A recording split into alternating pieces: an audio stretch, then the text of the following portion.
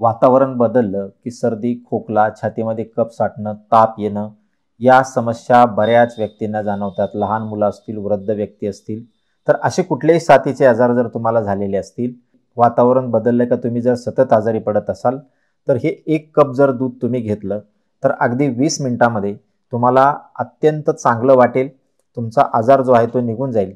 शिवाय त्यानंतर पुन्हा तुम्ही वातावरण बदललं की तुम्ही आजारी पडणार नाही. सर्दी, खोकला, छातीमध्ये कफ साठणं या ज्या समस्या आहेत त्या पूर्णपणे निघून जातील. तुम्ही करून बघा. उपाय अगदी साधा आहे, परंतु 20 मिनिटामध्ये तुम्हाला पूर्णपणे बरं वाटणारा असा हा उपाय आहे. तुम्ही खात्री करून बघू शकता. तर हा उपाय बनवण्यासाठी आपल्याला 1 कपभर दूध लागणार आहे. गाईचं असेल तर उत्तम, नसेल तर तुम्ही म्हशीचं पण दूध वापरू शकता.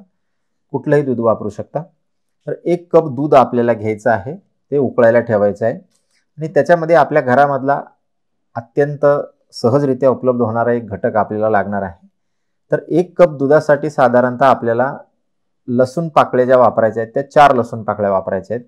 लसूण गावठी असेल तर अतिउत्तम. लाल लसूण आपल्याला घ्यायचा आहे गावठी आणि 1 कप दुधासाठी आपल्याला ह्या 4 पाकळ्या वापरायच्या आहेत आणि त्या पाकळ्या त्या दुधामध्ये टाकत असताना आपल्याला थोडंसं त्या कुस्करून घ्यायच्या आहेत.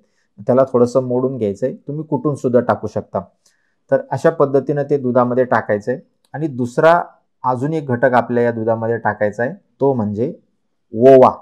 आपल्या प्रत्येकाच्या घरामध्ये ओवा असतो. तो ओवा आपल्याला वापरायचा आहे. ओवा अगदी थोडा वापरायचा आहे, म्हणजे 2 बोटाच्या चिमटीमध्ये जेवढा आपल्याला बसेल तेवढाच ओवा 1 कप दुधासाठी वापरायचा आहे. हे बघा, अशा पद्धतीनं आपल्याला चिमूटभर घ्यायचा आहे ओवा आणि तो या दुधामध्ये उकळायला ठेवायचा आहे. तर हे जे लसूण आहे आणि जो ओवा आहे तो तुमच्या शरीरामध्ये प्रतिकार शक्ती चांगल्या रीतीनं वाढवतो. सर्दी, खोकला, छातीमध्ये कफ झालेला असेल, व्हायरल इन्फेक्शन म्हणतो ज्याला आपण, ते व्हायरल इन्फेक्शन कमी करण्याचं काम हा ओवा करतो.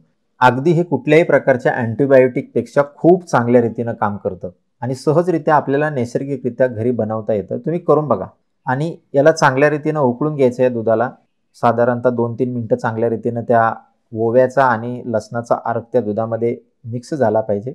अशा पद्धतीनं आपल्याला त्याच्यामध्ये उकळून घ्यायचं आहे. याच्यामध्ये साखर टाकायची नाही, बाकी कुठलाही घटक टाकायचा नाही आणि हे दूध गरम असताना आपल्याला प्यायचं आहे. सर्दी, खोकला, छातीमध्ये कफ वारंवार होतो, अशा व्यक्तीला तुम्ही देऊन बघा. वातावरण बदललं तरी तो मुलगा असेल किंवा वृद्ध व्यक्ती असेल किंवा ज्याची प्रतिकारशक्ती कमी आहे, असा व्यक्ती तुम्हाला आजारी पडताना दिसणार नाही. हे अँटिबायोटिकचं काम करणारा अत्यंत महत्त्वाचा आयुर्वेदिक रसायन आहे. तर याचा वापर तुम्ही अवश्य करा. ज्यांनाही गरज आहे त्यांच्यापर्यंत अवश्य शेअर करा आणि अशाच नवनवीन उपयुक्त आयुर्वेदिक माहितीसाठी जीवन संजीवनी हेल्थ या ऑफिशियल चॅनलला लाईक आणि सबस्क्राईब करा. नोटिफिकेशनसाठी बेल आयकॉनवर क्लिक करा. धन्यवाद.